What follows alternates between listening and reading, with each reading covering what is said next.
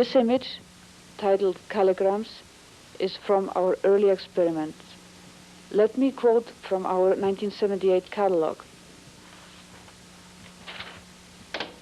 At first, we looked at video as a singular discipline. We, as well as others, used all expressions from abstract to documentary in an aesthetic unity, escaping genre division of other media. The Porter Pack itself was a dominant tool for all. We were introduced to the alteration of video images through the basic equipment available. We could manipulate the scan lines by changing the deflection controls of the monitor, use the recorder to freeze frames, advance or backtrack tapes manually, and look into processes within the frame. We learned forced editing and asynchronous overlays on the first generation half-inch video equipment, CV, and practiced all methods of camera monitor rescan, the only way for us to capture and preserve the violated state of the standard television signal. So what you see is a rescanned image where the horizontal hold is deliberately maladjusted, causing this repeat image. The camera is at a 90-degree angle to the screen.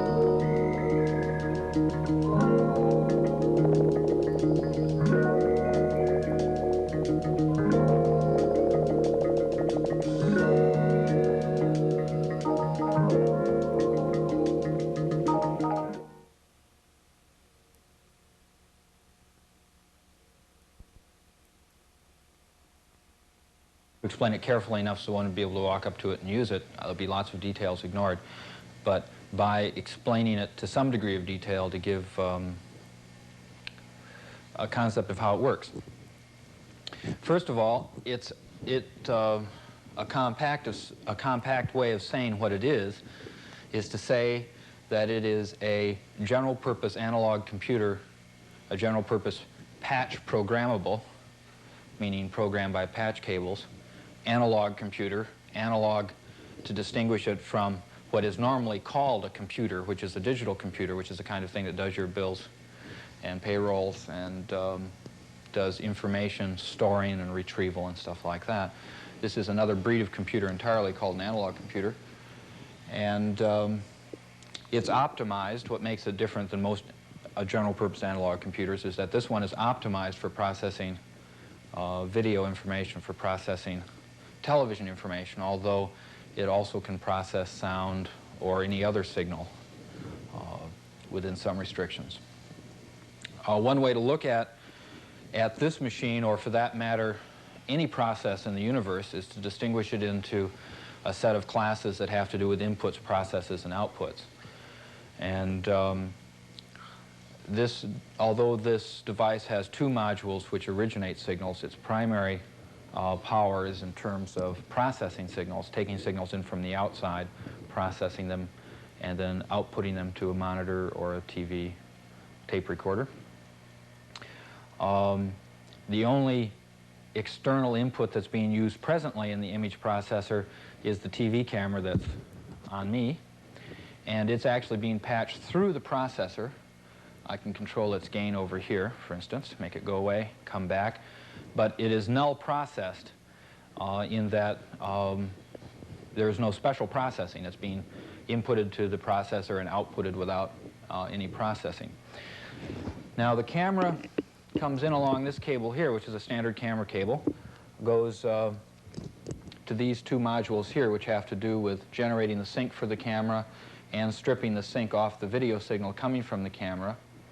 Inputted to this, which is simply called an input module, which prepares the TV signal for the processor. If I pull this cable, for instance, the image will disappear. In this case, I'm going from here over to a adder multiplier, which I'll discuss later, which is being tuned up presently simply to output the image to a monitor which is in front of me and to a tape recorder, which this tape is being made. Now, the simplest way to show what the image processor does is to simply do some simple or primitive processing steps that it can do. For instance, the comparator, which is this unit here, I'm now running a signal from the camera input into the comparator and then into this output module. And if I switch to the process signal, you see something like a codolith turned all black and white, except that I can very easily adjust the gray level at which that transition is made. Now that's one primitive processing step. Another primitive processing step is the function generator, which I will transfer to now. And with that, you see I can adjust the continuous transfer gray levels.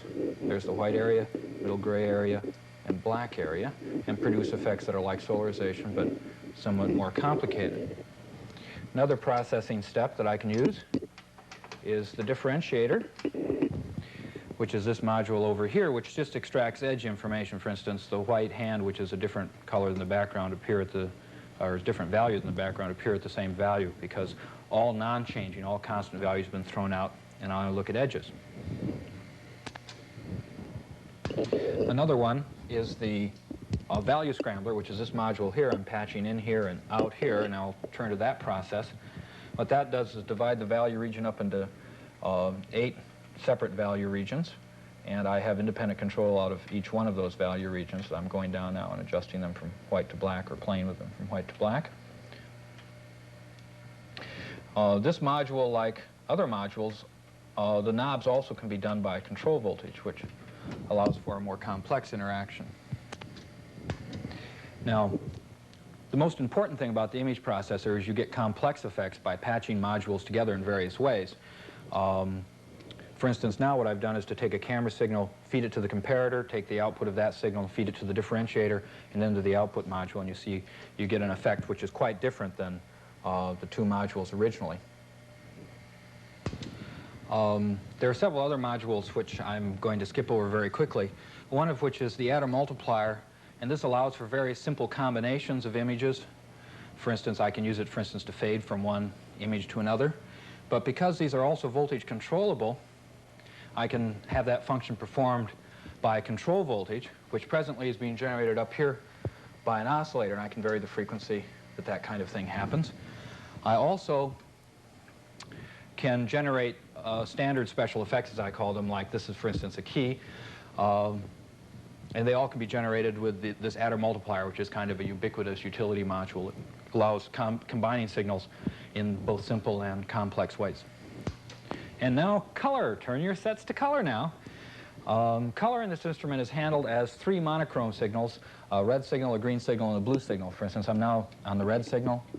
I could make this monochrome signal green, or blue. Now you also notice the complements there.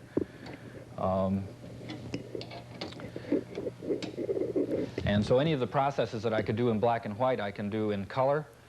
And by doing slightly different or radically different processes in each of the channel, I can get, for each of the color output channels, I can get a complex. Complex now?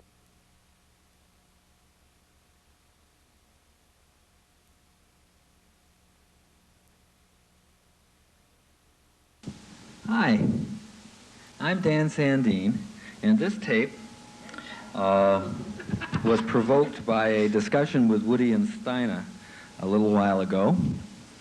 And what it's about is using common language concepts and normal spatial relationships to talk about things that are happening on the video screen, which is very dangerous. For example, here is a triangle. The triangle is in front of the square. The square is in front of the the square is in front of the circle. So we have the triangle in front of the square and the square in front of the circle. One would think that the triangle would be in front of the circle, therefore. But you find out that the circle's in front of the triangle and behind the square at the same time. And the triangle's clearly in front of the square, but behind the circle. How do you like that?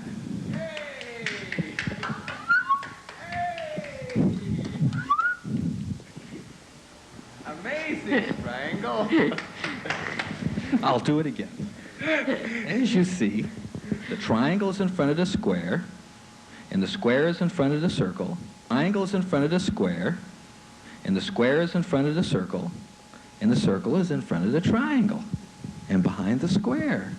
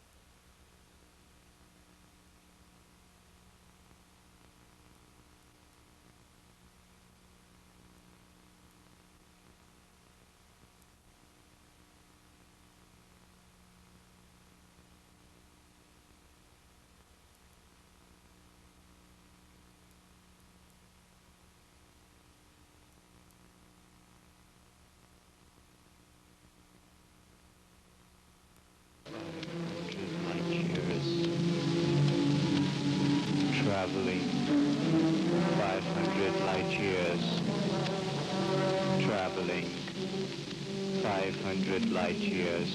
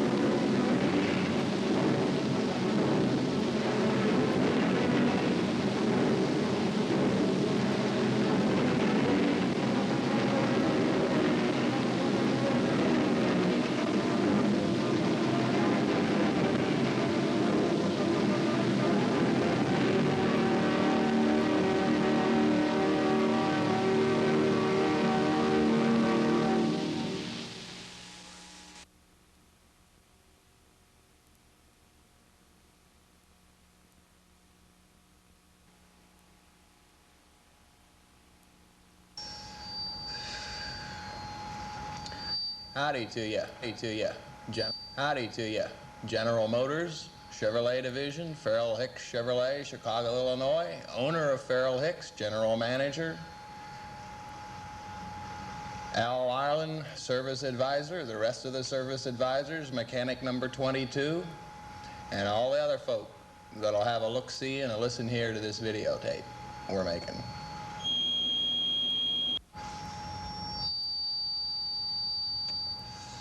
Now, this tape that you're seeing is highly edited, but I guarantee you that the original material is stored in my personal data bank. And believe me, I have a personal data bank that probably is second to none to a citizen in the United States. And I guarantee you the original material is well documented in my personal data bank of this here problem we got, you see. It's cross-eye. And under that handle, we have a lot of fun, and we have a lot of play, and we work a lot, too. And we also work as a professor in a fine arts college here in Chicago, Illinois. What are you going to do for the next class? You're going to do a... Do there is we have to keep our tech together, the experimental video tech. And we have to service it and maintain it, and we're pretty good at doing that. And that's sort of part of the point of this here videotape, in that I realize there are other factors in the society that ain't so good at keeping their tech together and keeping their maintenance together and performing the tasks that need to be performed. Also known as a customer to Farrell Hicks Chevrolet, having bought a brand new vehicle from you last year. Farrell Hicks Chevrolet. Yes, good afternoon. My name is Phil Morton. And I should inform you at this point that I am recording this conversation so that you understand that. All right. Now, I'm a dissatisfied customer, and what I would like to do is speak with a general manager or an administrator and executive of Farrell Hicks Chevrolet. All right, sir. Please hold on 1 minute. Thank you very much.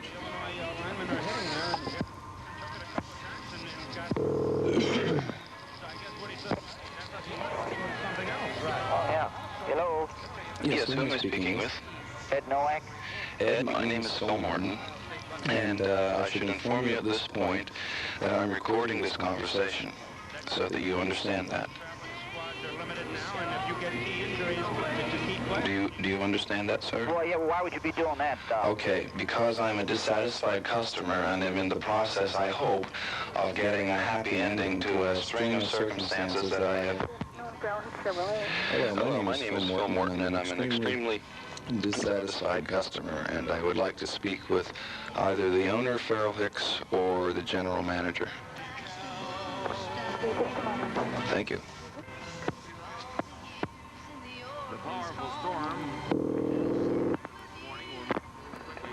Jim Watson talking. Jim, my name is Phil Morton, and I want to speak with either the owner or the general manager of Farrell Hicks. Are you either that? No, general manager. I'm in the process of making a videotape documentation of the situation, and I think it's something that they should attend to. What type car do you have, sir? I have a 1974 Chevrolet van. All of that had contradictory information and an incredible string of disservices, essentially. What is it something that they can't take care of or they won't take care of? Well, the situation right now, well, it's been many things, okay? The terminal experience is an experience with U-joints that were brand new installed, and you won't believe the way they've been installed. I mean, I've documented that thoroughly along with the rest of the experiences I've had over a period of a year. And I'm simply in the process, as I said before, of making a television program of the extreme disservice which I have received from Farrell Hicks. And as I said, that's the reason I want to talk to the general manager of the owner, because I think it's business at the level of which they should contend with. Well, is there anything else with the unit other than the U-joint problem? Hello? Yeah. Hi, Dan. Got a minute? Sure. Oh, good. How's it going over there? Well, pretty good. Okay, go ahead. What'd you say? I said the more I hear about it, the more I think about your tape, the more wonderful it seems. I'm glad you dig it. I think it's work. I'm glad you dig it. I think it's work that needs to be done. Oh, yeah, it's just such makes me so anxious to go be a video. So, it's going to be fun, I bet. Did you have any success getting an appointment with him? Well, I'm still working on it. I've been talked to 2 or 3 people, and I'm waiting for a call back from them. Right. It must be difficult without telling him what you're up to. Oh, I told them. You know, the last time I told them I'm making a videotape, and I've identified the whole thing, and I've told them that I'm recording the telephone conversation, etc. I was going to mention that. Oh, it's all up front. There's no... You're really going to freak out. And besides the level, besides the... Are you crossing the tape? Yeah, a little bit of that. Yeah, a little bit of cross-eye. It's gonna have so many weird levels in it. It's just gonna, you know, along with the unspoken one, where they, as far as they know, the only people that do that kind of stuff are, you know, TV2 action reporters. Yeah. Right. Instead of just individuals who may or may not be able to connect up with a broadcast facility for it. But it could be one of those things that gets broadcast too. It could, you know. Well, I have an appointment with CBS Wednesday, and I'm not fooling around. You know, Arnold, who's the program manager there, Right. I have an appointment with Arnold. Oh yeah. And we're serious. Yes, this is Phil Morton, and I have an appointment with Arnold there on Wednesday to discuss a videotape, and with Arnold to discuss a videotape series there on Wednesday. And I'm going to have to cancel because my truck is down and I'm not able to get there. Phil Morton, and you had an appointment on Wednesday. Right, it was supposed to be at 10 o'clock there in the morning. 10 a.m. To cancel, and Because probably we'll be getting back to him. Right. Once you get things. As soon as I get my truck fixed, I'll get back to him. All righty. Thank you much. Howdy. Mr. Morton? Yes, it is. Morton, this is Jim Watson at Fairlix. How are you? Yes, hello. I should tell you at this point that I am recording this conversation so you understand that. Yeah. Well, I just wanted to check, is the problem, you still have the problem with the wheel bearings and the U-joints? Yes, that's correct. You still having the same problem? What I have for you is an actual audio recording that I made of the U-joints in my vehicle a few minutes after I got home this last trip from Farrell Hicks Chevrolet. Now listen to it.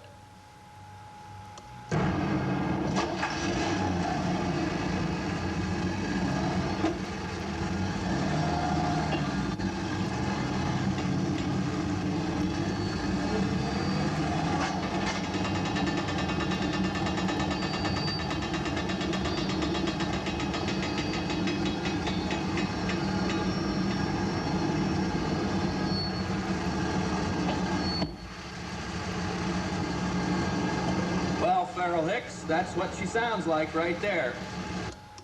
Good. Brand new installed U-joints. Now, just so you know what my truck looks like, I'm going to show you a picture of it because I've done so many pieces of work on it. Being an artist, I've painted it and I've put some mirrors on it and I've done a lot of work on it and I love it a lot and I maintained it. Now, here's a picture of my truck. I'll tell you something, General Motors. I took a trip completely to the West Coast across the United States of America this past summer, and there ain't no unleaded gas in the United States that reaches the 92. There weren't no 91 octane, man. Manufactured a vehicle that was not able to be fed fuel of a proper octane rating. The entire engine has been designed wrong. Furthermore, knowing that your salesmen there, Farrell Hicks Chevrolet, know that, they recommend don't run unleaded, run regular or run regular. Okay, well, another fact is that regular gas octane rating throughout the United States, all the way on my trip to the West Coast, did not reach 92 Never reached octane a 91 rating. octane either. As a result, I had to run premium gas. Running premium gas in this vehicle, I get 12.5 to 13.5 maximum gas mileage, General Motors Corporation. And it still pings and has spark plug knock.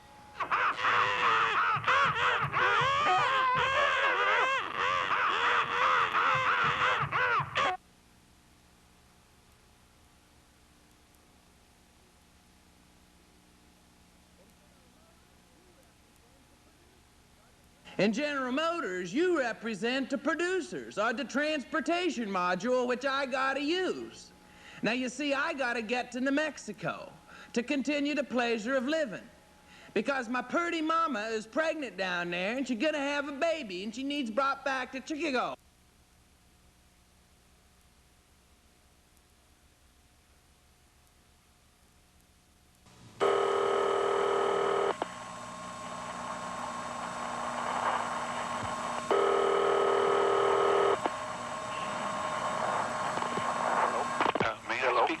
May I speak to Jasper Johns? Yes, this is Merce Cunningham. This is Merce Cunningham calling. Thank you. 1 second, please. Thank you.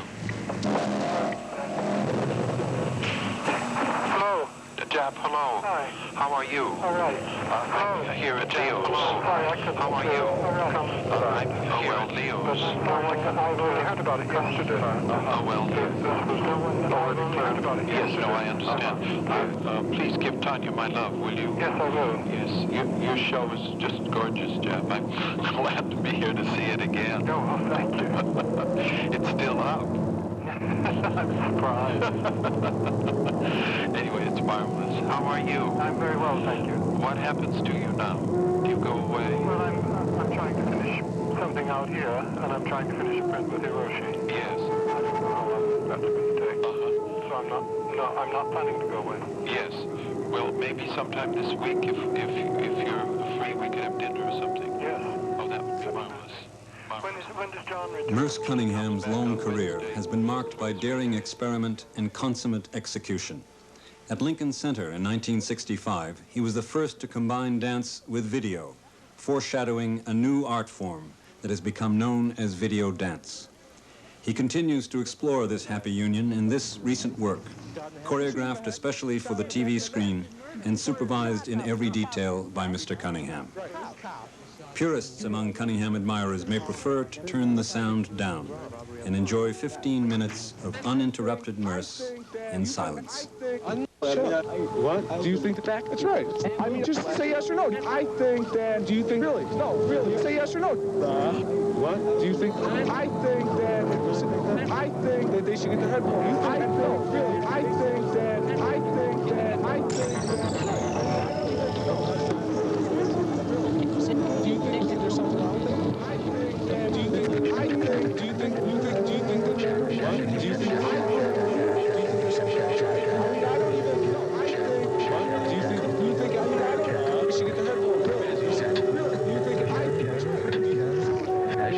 How bad is your shack?